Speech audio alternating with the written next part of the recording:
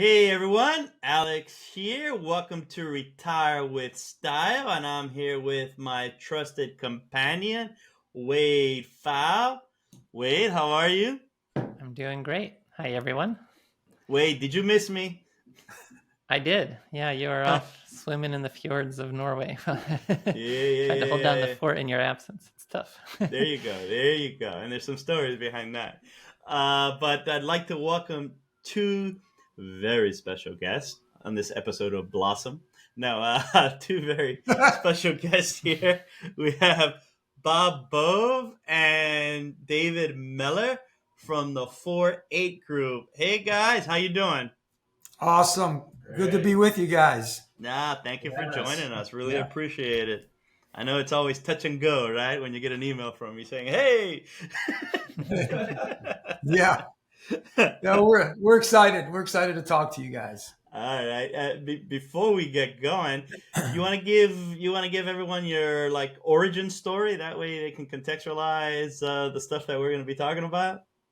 Well, it's a story that goes back about close to 24 years ago, and wasn't really too sure what I wanted to do with the rest of my life at the age of 43, and had an opportunity to work with a friend of mine that was actually in the mortgage business. And back in the day, he was with a broker dealer called Financial Investment Network Corporation. He seemed to hit me up at the right time because I had just come out of a 401k meeting with a company that I was working for and didn't understand a word the guy was saying. And I felt that Was there he needed speaking to be German? there needed to be some simplicity and stewardship and advocacy brought to this industry that I'm now in. And that's the long story short on a coming up to a 24-year career. All right, and you said a word that I think will reverberate during this interview: stewardship. I think this is just, if you can take a moment to maybe a little bit of a curtain call with regards to your firm. How do you view stewardship from the wealth management perspective? With as part of the 4-8 group, because I think you Yeah. guys embody that. Yeah, it goes back to, remember Sully, the gentleman that landed the plane? And, Yeah. and this goes so much in line with what we're about to talk about. Sully tells a story on after he got a bunch of boxes of still water soaked items from the plane.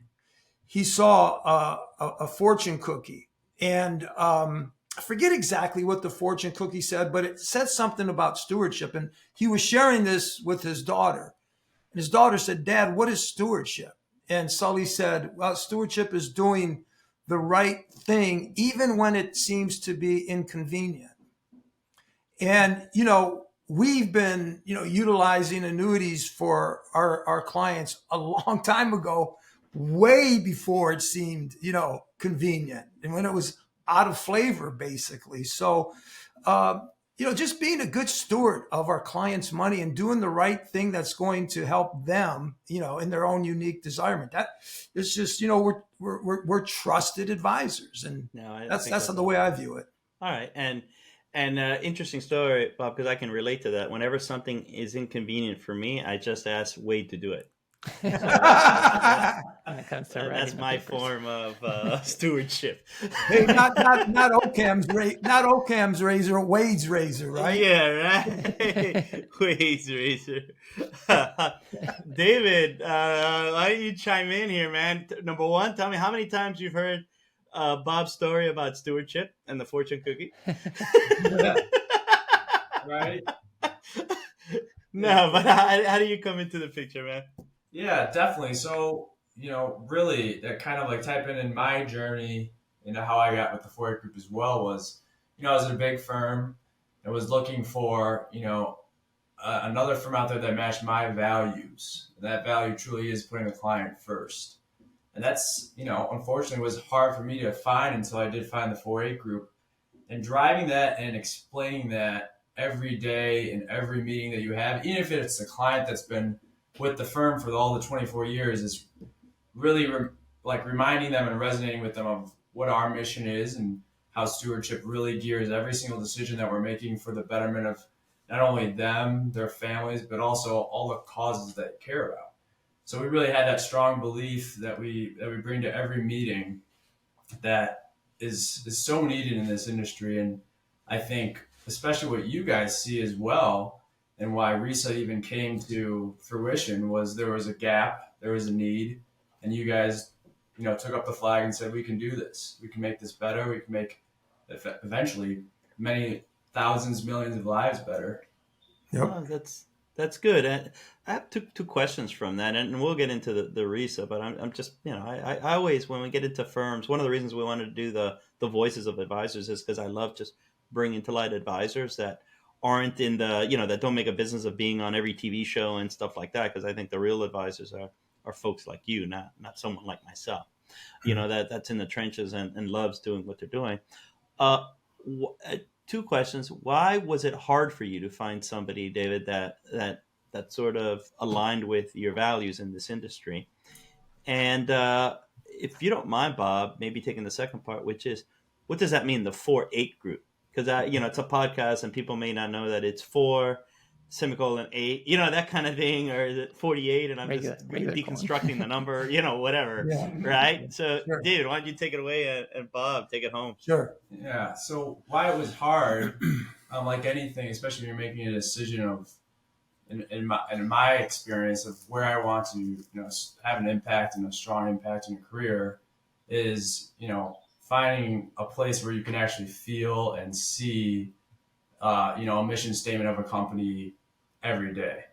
And so going from a big company, I knew I wanted to go smaller to be able to see if that characteristic was drawn out, and not just, all right, the lead advisor of the firm, but everybody buys into. And you can't really get that automatically from just, going and interviewing at places and looking people up on LinkedIn and having quick conversations or coffees. And there really aren't many coincidences in life. And me meeting the 4-8 group, meeting Bob Bove, a lot of things you start to pick up and notice and lined up, as you could say. And it really came then to fruition when I discovered why and how you should invest clients' money, using evidence-based investing in our firm's belief, and having a philosophy that you're going to stick to, no matter if it's rain, sunshine, snow, the best days and the worst days, there's a foundation there. And that's what I was really looking for, especially early on and young in my career as I wanted to have something to believe in when I was speaking with people about their most important financial matters. So that's why it was, Alex, as you can imagine, hard to find that, because there's so many different types of advisors out there, and I was trying to find a very particular foundation. No, I think it's a great answer. And then Bob, how did it, the 4-8? Yeah, so 4:8 is a Bible passage from Philippians 4:8 that says, finally, brothers and sisters, focus on things that are pure, praiseworthy, loving, admirable, noble, true, excellent, and real. And it's sort of funny, when the firm started to grow back in the day, I needed to come up with a name. I was with a pretty big broker dealer in town here, or a pretty big firm. Everybody knew who the firm was, but then I started, they know who Bob Bove is. They don't know who the firm is. So I wanted to come up with a name. And I was reading a book by Tommy Newberry, who we have this thing called Return on Meaning Speaker Series. He's actually going to be speaking at one of our speaker series this year in October. And his book was 40 Days to a Joy-Filled Life, the 4-8 Principle. I started reading it. And, as David says, we're evidence-based advisors. And this is sort of silly. I started thinking, well, there's a couple Nobel Prize winners at DFA. I happen to think it's excellent.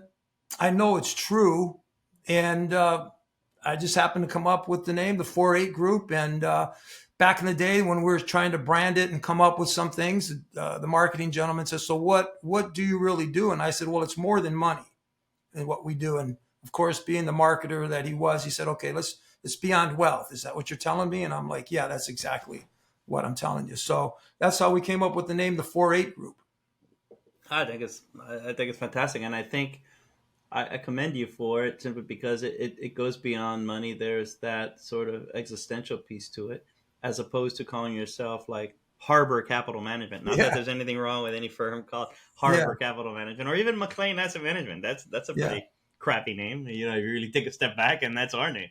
I mean, it's McLean, Virginia, and we were in a hurry, I guess. Yeah. But no, I think I think it's good, and I think it's actually you were ahead of the curve because Mhm. I do think the industry is really moving beyond maximizing or optimizing stuff on an Excel sheet and optimizing stuff on your like personal Mhm. sort of belief system, and how money contextualizes it and accommodates that. So I think it's great. Thank you. Yeah, yeah. Wade, any RISA questions or what do you- Well, I mean, yeah, we definitely want to talk about that too. We did, and for the listeners, we first met Robert about a year ago at a DFA conference, and that's yeah. Dimensional Fund Advisors, which, yeah, Eugene Fama, Nobel Mhm. laureate. Do they have other? Yeah, there's others. Oh yeah, On Merton. DFA or on Yeah, University Yeah, of Chicago? Murden's involved. So, Bob yeah, Markovich, right? Yeah, Yeah, Robert Markovich. Yeah, or Markowitz. Markowitz. Harry Yeah, Mark. Harry Markowitz. Right. Yeah. Mhm.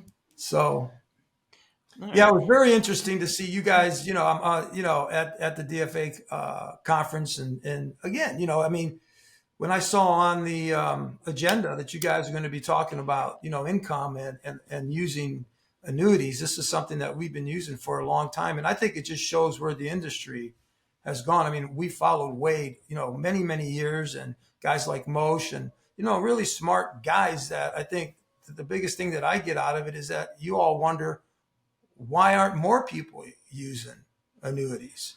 Right. And so it was a pleasure to see you both there. And, Alex is one of a kind. It was very nice to meet him. So, yeah, I So mean that in a good way. no, I hear you. I hear you. Often imitated, Yeah. never duplicated, right? But what was your, since we got you here? It's an interesting piece. What was your first take when you heard the craziness when Wade and I are on stage talking about this, which I think probably was the first time you and I, Wade, were together on a stage. At least for Uh-huh. finance now. We're discussing stuff, right? I mean, what was your take, Right. Bob? Yeah, Because I doing think it the was a tag team. relatively new concept at that time. What As you was were. affirmation first and foremost, and confirmation to what I've believed, for a very, very long time. Look, I mean, being a DFA advisor, an evidence-based advisor, wasn't very popular No. 18 years ago. No one was talking about fees. No one was talking about all the data that was out there, and how these data nerds back in the day, basically, close to 50 years ago, had all this evidence at the Chicago School of Business where they could call bullshit on Yeah. our industry, right? And so to, I'm sure as heck not a pioneer, but we always wanted to do things, I guess, just what's right for the client. And I knew in my heart of hearts, and I can tell you so many stories how, I would do a discovery meeting, and, one of the spouses would say, oh, my husband's never going to do an annuity. He's totally against annuities. And, at first I had but not for long. I mean, for a moment, I'm like, well, do I really want this client? This is a pretty big client. Maybe I shouldn't bring up annuity. But I'm like, no, we're doing this for the client. And sure enough, that guy is one of my biggest advocates now. And I stuck to my guns because I knew this was the right thing to do. And so to see you guys up there on stage, like I said, it was just, yeah, man, I mean, I was excited. I think I was texting all kinds of people. I can't believe Oh, that's Wade cool, Powell's man. up at a DFA conference talking about annuities and stuff. Yeah, for DFA to do that, and look, we share a similar thing over at McLean. Look, I got into this business in '01, like a few months before 9/11. And right about when 9/11 hit, maybe really right around that time, I got into the industry thinking, oh, I'm going to be like the next Warren Buffett. I'm going to figure things out. But then you start researching and you realize, listen, investments are not that hard. At the end of the day, it's just, it is what it is. You capture returns, you capture them across certain premiums, blah, blah, blah, right? Well, what's And Warren Buffett say, Alex, in almost every one of his letters to his yeah, shareholders? index. Yeah. What about the But bet that he had, right? With yeah, with the hedge Protege. funds and stuff like that. No, 100%. So you are, And Warren Buffett. well, but the idea was you had to just eat with your beliefs, and data's data, right? And so we switched everything at that point because the easiest thing to sell is magic. Honestly, it's to say someone that you have some sort of value, and bring them some charts in the back and say, look what a genius I am, and it's look at these returns, right? the hardest thing to do is to sell humility, right? And to a large extent, hand over my heart, we had to go that route simply because we just couldn't live with ourselves 20, 30 years, over the next 20, 30, 40 years, selling the bullshit, since you Wade, he was the first one that cussed, not me. So don't look at me that way. We're gonna have to get an E on this. Hey, remind me of a great saying about our industry. Basically, is complexity is easy to charge for, but hard to understand. Simplicity is easy to understand, but hard to charge for. Yeah, Right? but I mean, that's our industry. No, and remember when people were getting into DFA, a lot of the things was, if you do indexing, how are you going to charge? Mm-hmm. Blah blah, and they don't realize it's wealth management, etc. But the point was hand over the heart, and the similar experience was when Wade joined us. The reality is, and we had this conversation. Remember, Wade, we were heading towards like the Christmas holiday party, and I think you brought up, hey, but McLean is fee only. We're going to start talking about annuities and their usefulness. Does that matter? And I think I was like, whatever, it is what it is. You know what I mean? If research shows that that's what it shows, then we move forward and don't look back. And we don't carry these marketing like truisms about fee only or any of that crap. It's what's good for the client. And Amen. And that's that. Yeah. Full stop. Yep. Definitely. And if you don't believe it, then I think you need to go to the eye doctor, because there's plenty of stuff to read that's pretty obvious. Right. Amen. Yep. But that's where that is. And David, did you get the text from Bob, or no? He didn't text you. No, not that one. Or is it one of those when Bob comes back for a conference, it's like, hey guys, let's have a lunch meeting, and he shoots off 20 things that he wants to do next, and everyone's like, oh my goodness, everyone's like, give him a week, he'll forget about all of this. On the weekend. Yeah, phone call on Sunday, hey, and there's a rattle off of everything. Well, if it don't worry, because once, Bob, I don't know if you remember, you called me once like on a Saturday. Yeah, you called me once on a Saturday. I was like doing a cold plunge. I got in the cold plunge, and my phone rings. I'm like, who the hell is that? Who's calling me on a Saturday? And it was Bob. And I was like, look at this guy. I have to pick up. Because I'm like, what the hell is this guy going to tell me on a Saturday? Yeah. I can't wait till Monday. Yeah, it was something like that. But I was like, I got to pick up. I mean, I cannot let it just ring. Hey, man. That's me. No, I don't care. I'm the same way. I always tell people, be yourself, because everybody else is taken, right? Yeah, right. And look, it's what you signed up for when we took this gig. So it doesn't bother me in the slightest. Yeah. And so now bringing it back to the RISA, right? It back to what is your take on the role? But besides saying, oh wow, this is kind of cool, what do you think the role that it plays in the whole discovery process? Yeah, I think what it does in the discovery process is, we have a saying here that, we want to take our clients from wondering and worrying to living and dreaming, and to help them identify on their own, not just what we think they should do, how do they really want to create their standard of living? Because I think it was you, Alex, that said a measure of someone's standard of living is not their net worth at this phase of their investing career. It's their income stream, right? So how are you going to go from wondering and worrying to living and dreaming? Because we believe more than anything else that our clients deserve to win. After 30 years, 40 years of blood, sweat, and tears, sacrificing, getting knocked down, picking themselves back up, they deserve to live an amazing life of significance, and just, turning on as much stuff as they can on autopilot.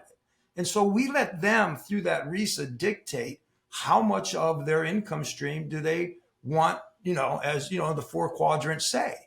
And it's just a wonderful tool to use. And it, from a compliance standpoint, it's awesome, because this is them telling us, and it's been really, really good. It has. So. No, that's interesting. Thank you for that. And just to bring to light, how does this fit in, or does it, in the current way that you're practicing sort of your discover meetings and the like. And I think something that would be interesting for both, in this podcast, we have consumers and advisors that listen in. And so I think it's interesting for consumers simply because there's a process to discover meetings that really good advisors follow. Mm-hmm. It's semi-structured, albeit, but still there's a process there. And I'd love your thoughts on just the discovery process that good advisors really utilize, and how, if the RISA fits into that workflow. Well, I'll We talk should about probably define discovery meetings in case Okay, yeah. anyone Or we listening call it a doesn't know what connection that is. meeting. I'll talk about it in the concept of a prospect coming in. Then I'll let David talk about it as far as, we always like to have these conversations on income, anywhere from, I would say, at a minimum 5 to 10 years out. So sort of like a rediscovery meeting when we're putting together the income plan. But, discovery meeting for us is and we learned this from CEG, and it's more about, again, it goes beyond wealth. It's more about it's more than just the assets. So we'll have a discovery meeting. We'll share with them that this is going to be a long-term relationship. So we want to know things like, we center around 7 different areas. I think your value, your relationships that are important to you, what goals or transitions are you looking to accomplish, what are your interests, how involved are you? Do you want to be in the process of working with us? Who are some of your other financial advisors and trusted advisors besides just financial advisors, CPAs, attorneys, and that type of thing? Because we have this beautiful thing called a virtual family office that we can get into at a later time if we have time. And then we talk about the assets, because it is so far beyond wealth. A good question that we always like to ask our clients before we get to know them is like, what's the first recollection you had of money? What was money like growing up for you? And so we get to find out, are our clients, these prospects, do they fit into the 4-8 group set of values? Are they family? We really like working with family stewards. And so we really don't get into the RISA that much, when we have a prospect. But if that prospect is a little bit older, and he's getting ready to turn on some income, we will incorporate that. And I can turn it over to David here on how we incorporate the RISA inside that discovery meeting. Mm-hmm. Yeah. David, fire away, man. Yeah. And again, as Bob was saying, starting off with those values as the first thing that you ask somebody, especially when they're joining you in a meeting, and asking them where their origin story starts with money, ends up being, a really good indicator for us as advisors who are sitting there saying, all right, they could land, anywhere from time segmentation here to total return, risk wrap, or protected income. But by them telling those original stories, we have a pretty good idea, all right, they're going to probably want this. But that enhancement of actually having them tell us through a RISA after that first connection meeting really plainly states out, oh, well, this is why they want protected income. Because, for some reason, their history and their past, money wasn't talked about. Money was always gone at the end of the month. Dad was laid off. He was a laborer. So they remember, Christmas was just socks and underwear. That's all they got, right?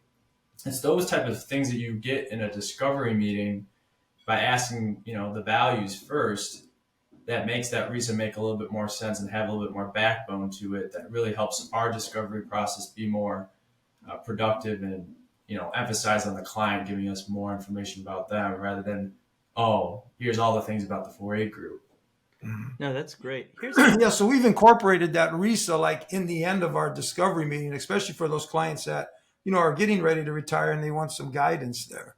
And then the next meeting that they come to is what we call our investment plan meeting or possibilities meeting. And then that's where we'll lay out, have we seen gaps where you're at? Can we be better? And here's how we plan on producing income for you based off of everything that you told us during that discovery meeting.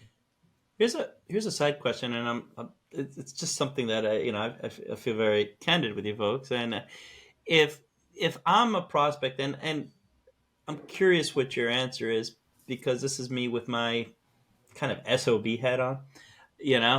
If I'm a prospect and I walk in and you ask me, hey, what are your first recollections of money?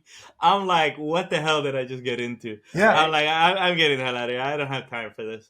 You know what I mean? And I gotta think there's some people that are thinking the Oh, we same have. thing, listening and like, what is this bullshit? Yeah. You know what I mean? Dude, this is here about managing my assets. All of a sudden, you want to be my psychiatrist or Yeah. psychologist or my best Yeah. friend? I don't need Yeah. this. You know what would you do to that? Because I think I would be in that camp a little bit, at least in the hands of somebody that doesn't have a lot of acumen in Yeah. terms of these meetings. You know what I mean? Like, Yeah. Well, probably, if it was back in the day, we would probably say that's okay. We'll just go right to the assets. Back in the day when we take anybody that could fog a mirror, right? yeah. But we truly believe that we want to have. I mean, what are we all here on Earth for? We're here to have a positive impact on people, and there's some people that come in here that we're not going to have a positive impact. That are not going to see the value that we bring, and that's okay. And because one of the things that we tell them during that discovery meeting, I'm glad you brought this up because it's important, is like, look, the only decision that you're going to have to make today is, do you want to come back to see us? But at the same time, we're going to share with you, do we think that we can be of value? In actuality, do we really want to have you as a client? Because if I don't think I can be of value, or we're going to have an impact on them, or they don't appreciate what we do, then that's okay. I mean, it truly is. And it's really been, I mean, it's good to see that up front, before they become a client, right? Wait, that reminds. Did you see what a smooth operator Bob is with that answer? What's that meme? What's that cartoon where they take my money and he's throwing the money at the guy? Oh, the Futurama. Yeah, Futurama. That Futurama meme where he's like, "Take my money." That's a great response. No. I hear you, but you know why I'm making fun a little bit. I'm not making fun of you. I mean, you're really good, but there's this sort of vibe where everyone just like they almost like are not as competent as you would like them to be with financial planning, and they just lean into like becoming your best friend. And it's like, dude, where are you going with this? Well, Alex, that all goes back to being, what I truly believe that one of the things that differentiates our group here is that we're not advisors, right? Advisors basically inform, leaders transform. We've been transforming clients before I even knew it, just with respects to, how to invest the money in evidence-based way, right? We've been transforming clients the way they think about how they're going to turn on income streams. We've been transforming clients on that there's more to life than just money. It's about meaning. It's about having purpose. We talk about, having, what is your unique desirement, not retirement, right? And we explain, this is Mitch Anthony, man, from, back in the day. Yeah. Mitch Anthony's definition of desirement is having enough wealth to sleep at night and enough purpose to get your butt out of bed in the morning. So that's really, and a lot of, some people may be, that's a bunch of BS. You just want to accumulate assets, whatever. Well, if that's what you want to believe, fine, but that's not what we're about. And we built a very good business here over 24 years. That's what we're known for.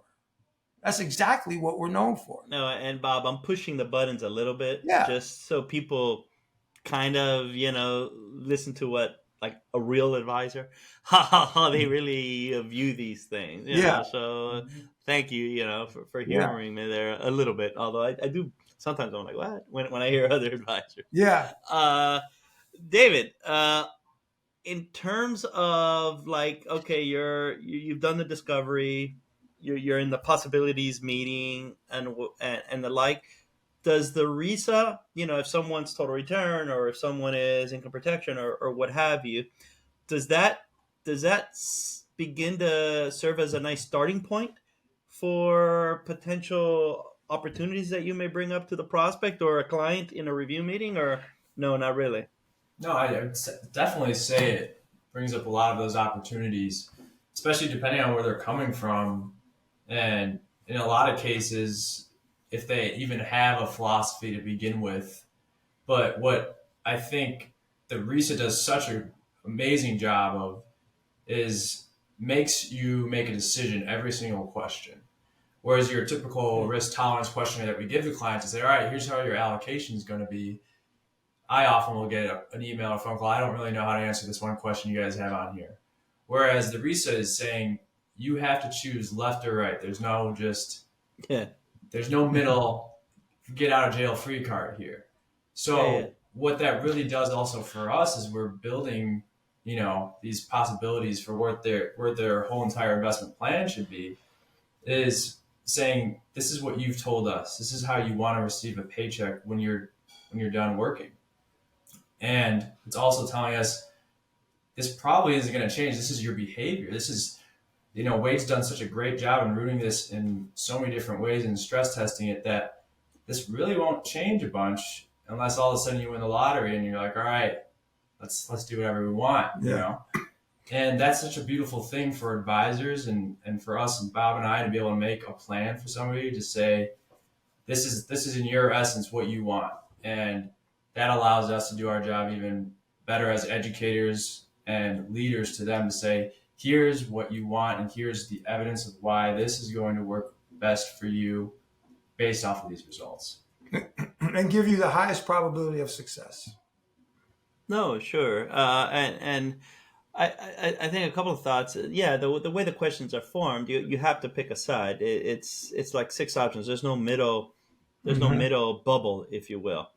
You have to sort of make that Solomon's decision. There's no splitting of the baby, if you will. You kind of have to pick a side. Yeah. So you do that enough times, an intrinsic sort of personalities will come out. Now, mind you, it's not a hard science, as we've always said. Results vary, but for the most part, these are more intrinsic preferences that you're seeing. David, something we haven't spoke much about, because by the time we're done with the RISA, we're kind of at the hour or whatever. The implementation matrix. Something that we include in the RISA is, for those that don't know what that is we kind of try to develop a persona of who the person is as a client. As many of you know, the RISA itself identifies strategies: income protection, time segmentation, risk wrap, what have you. But we also bring in 2 factors where we bring in self-efficacy, retirement income self-efficacy, and advisor usefulness, i.e. cost effectiveness, really. And we can, by getting your views on that, we can identify personas. If someone's a delegator, if someone's a collaborator, if someone is a self-directed investor, or if someone is a validator. Real quick, self-directed investor, they will do things themselves. They think they're as smart as an advisor, or can read a book and be right where that advisor left off, and they don't think an advisor is cost effective. Fine. Delegator is somebody that low self-efficacy, thinks an advisor is cost effective and wants an advisor to help guide them, but they're more outsourcing it. They just want to know what time it is. They don't necessarily want to know how the clock works. Collaborator, high self-efficacy, high advisor usefulness. They want to be part of the team. They want to help direct, but they realize the wisdom that an advisor brings to the table. And validator, hey, look, I know I need help during certain points, but I don't want an ongoing relationship with an advisor because it's not worth it to me for whatever reason. And they just kind of like a tide, comes in and comes out, comes in and comes, that kind of thing. Has that informed your client base or your prospect base in any way, shape, or form? Yeah, I definitely would, Alex. It's a great part of it, especially as we keep talking about these, potential people that we have to choose to decide if they want to be a good fit for us. It's like when we were first sending out our visas, it was a requirement that we had that in the way that you can, customize how much you want in the RISA questionnaire. It was a requirement because we wanted to know, where is this person coming from? And are they going to be, a good fit for us? And, when you look at those type of results, it's pretty clear for us to say yes or no. And up front, you can be able to address it and say, hey, let's talk a little bit more about this. And you can delve in a little bit deeper. And you also, for a lot of the reasons, find out that personality is going to match, usually also tied into where that behavior is coming from, whether it's just the type of professional, environment that they're in, whether it's, just how they've been brought up. But it gives us a very good sense going into that first meeting or that second meeting, how we also think we could work well or not work so well together with that person. If you want to elaborate on that. No, I mean that's an awesome tool. And again, it's not it's not our opinion on are they a delegator or are they collaborator or self-director. It's boom. It's they are telling us that. And everybody that is probably going to listen to this podcast, we've all taken on clients that we shouldn't have taken on. We knew it from the beginning, really, right? And again, this is just more evidence that helps us, again, make the right decision on whether or not we want to work with this family. Yeah, and it's a little different even than and these are personas that are kind of, everyone knows about it. We didn't discover it. It's just we kind of quantified it, but it's a different take on the personas. You had mentioned CEG. I think CEG breaks them down by like VIPs, stewards, high net worth personalities, whatever, right? I think this is kind of more brass tacks. What's walking through the door here? you Right. know? Yeah. Yeah. I don't know. It's kind of And we all have preconceived notions when someone comes walking in. Like someone says, "Well, I'm an engineer." Like, oh shit, Yeah. But sometimes they'll come out different, Yeah. No. I agree. Yeah.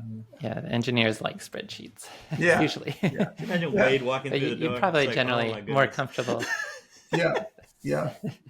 with the collaborator type environment. It sounds like. Definitely. Yeah.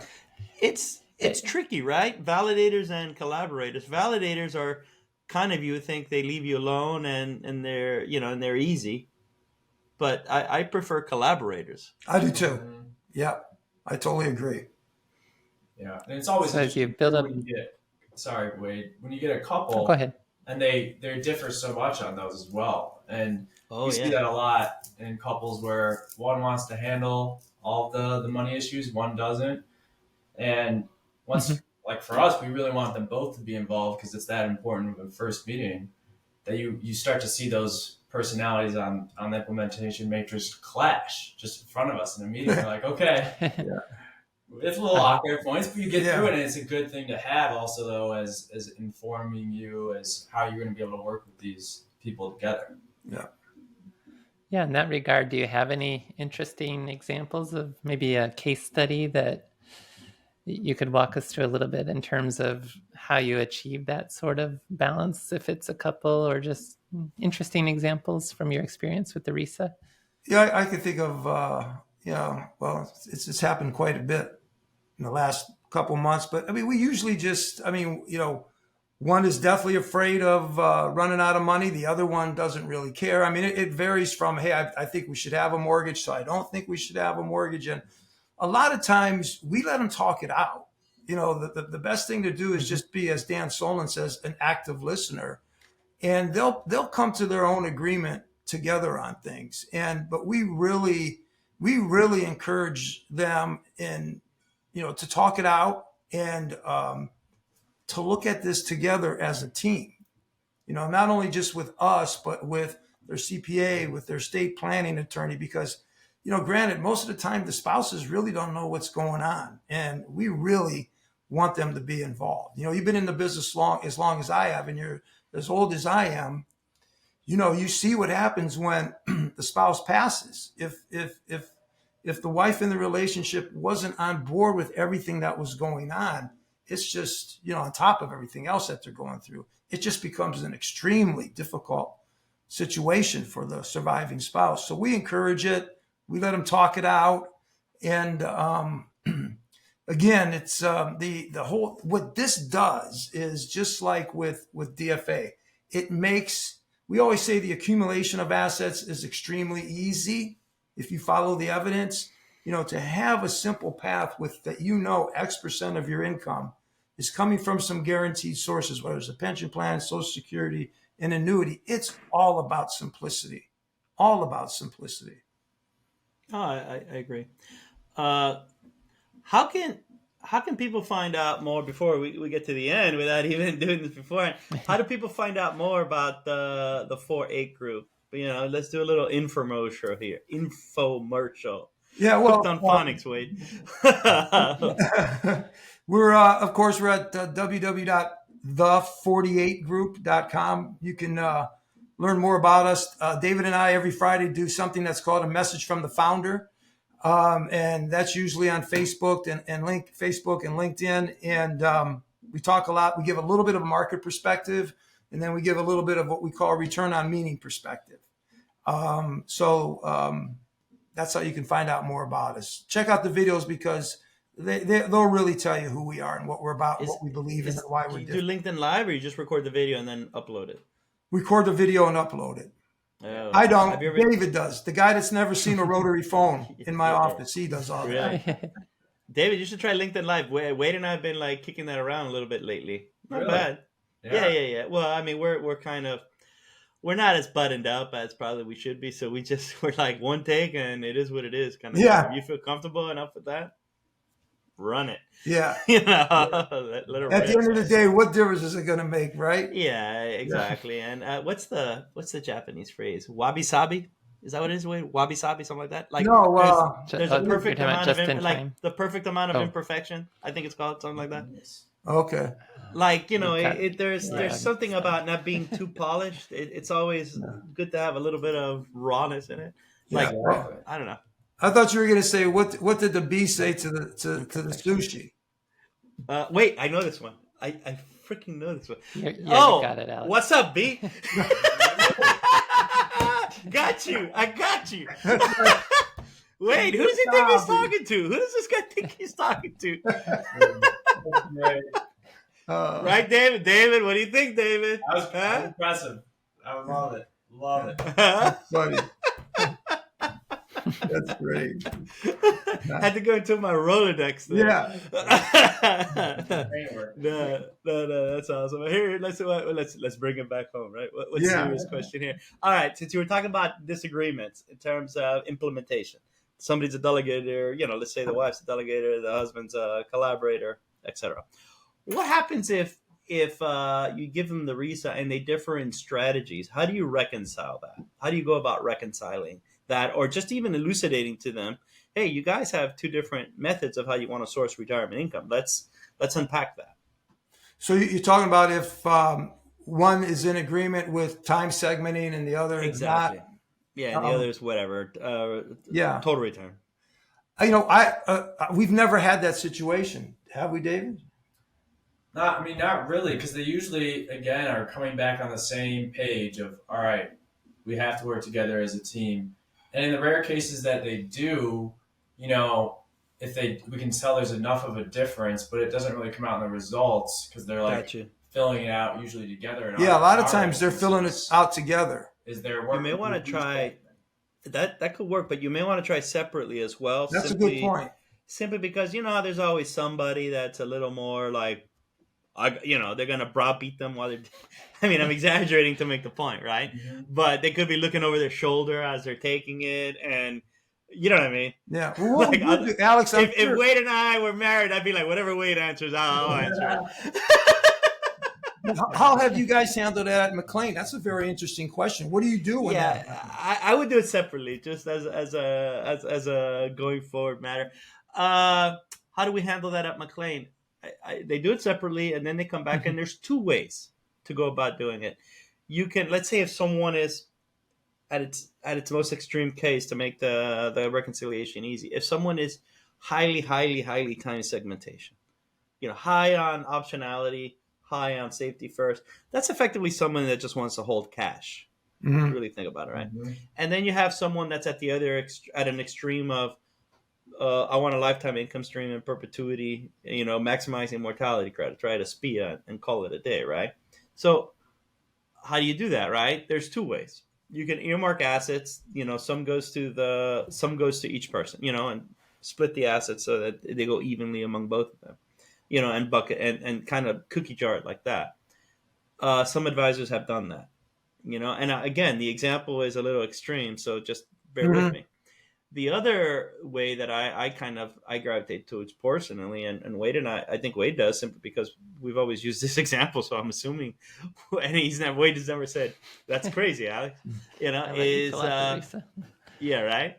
The other way is kind of like, okay, if someone wants extreme optionality and the other person wants extreme commitment orientation, perhaps a bond ladder, let's say of 5 to 7 years, could work, because then both of them are compromising a little bit in their themes. And so essentially you put together a 5-7 year ladder whether it's bonds or MIGAs or whatever, it doesn't matter. That kind of thing. And that way you've kind of compromise for both of them in a manner that still has strong echoes of their style.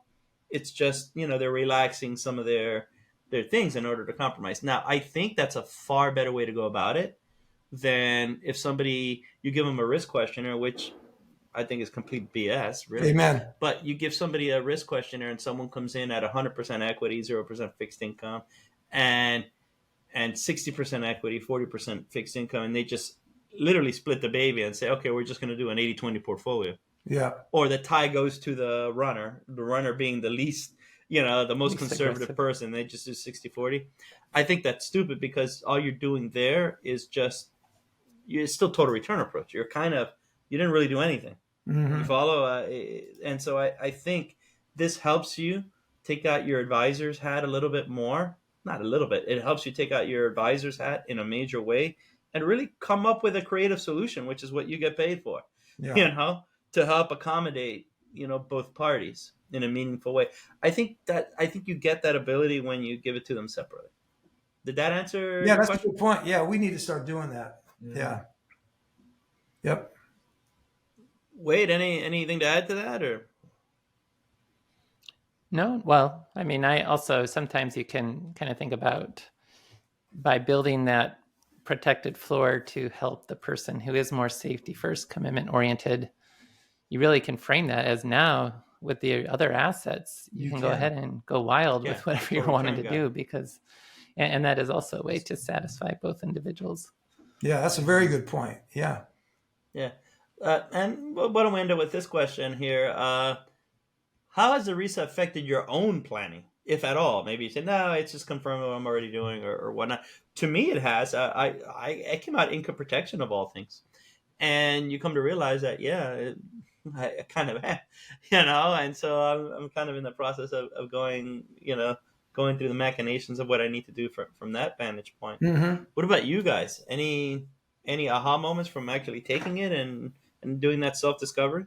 I wouldn't say any aha moments for me because I've been, always a proponent. Lori and I have taken, a lot of our assets. Again, being your own business owner and working with people that have, teachers, retirement or a pension plan from the government. It's always something, obviously, that we don't have as business owners. And I always wanted that. And so having, I'm going back to the days Pacific Life, 10% credit, when there was that arms race on living benefits. So we've always had that. Like I said, if anything, it's reinforced me. But Alex, I had a client the other day ask me, what would I do differently, looking back over 24 years?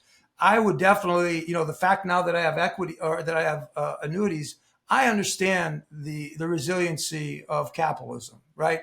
And I've just recently changed because of the fact that I've got a lot of protection, and we call annuities guardrails. I've got a lot of guardrails that, I've moved. I was a 60-40 investor for the longest time. Lori and I have become now an 80-20 because I can look back and see 50 years of data. I can look back and see 24 years of data, what a 100% equity portfolio has done for me or would have done for me versus a 60-40. And I think now that I have these guardrails, I'm even more confident that I can be more aggressive to the point that Wade made a little earlier. So it's like I said, I've always been a proponent, but I feel more comfortable becoming a lot more aggressive than what I used to be. No, that's great.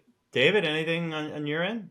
Yeah, and on my end, really, just going through it myself, you really put yourself in those client shoes. The first time I took my own RISA, I was like, how many more pages am I going to have for this? At first, that's what I thought, because I was like, oh, I don't know how long this is. And then I was like, this is great though, because every time I got to a new page, I was like, this is reinforcing my original beliefs of where I would end up. And I was close to total return, like right on the edge of total return and time segmentation and everything that, being a young investor, that's all I'm thinking about is a long-term time horizon if I'm lucky. And it really did though, set in my shoes. Yes. Confident that these answers that they give me back are exactly what I feel towards my own individual investor plan. No, dude, that's fantastic. Uh, I think we're good. Wade, any more stuff to add? I mean, I could talk to you guys forever. I mean, you can tell we're no. I, our firms are very similar, so there's this Yeah, kindred sort of spirit that I kind of dig. yeah. And you like And then dad jokes too, so that's even better.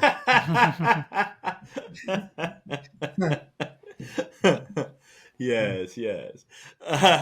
No, well, I mean, look, it's been great. I really appreciate all the support you've given us, and I'm very excited to give you guys a little standard to tell your story. I think it's a story worth telling, and everyone should know about the Yeah. 4-8 group. I think you guys are fantastic. Well, look, we Uh, appreciate all the work that you've done and the impact that you two are having on this industry, and more importantly, our clients and stuff. Thank you so much. We really enjoy working with you guys, and just hanging out and sharing ideas with each other. It's the best thing. No, no, no. I think it's great. And incidentally, I'll take this off here, but I'll do it here.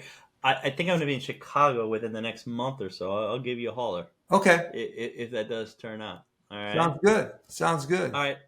All right. Well, hey, thanks everyone. Wade, do you want to do our infomercial? You're much better at it yeah. than I am. Well, yeah, on the RISA side, so we will be having the RISA Masterclass. It's a 3-day, 90 minutes per day opportunity to learn how the RISA works and how you can use it in your firm.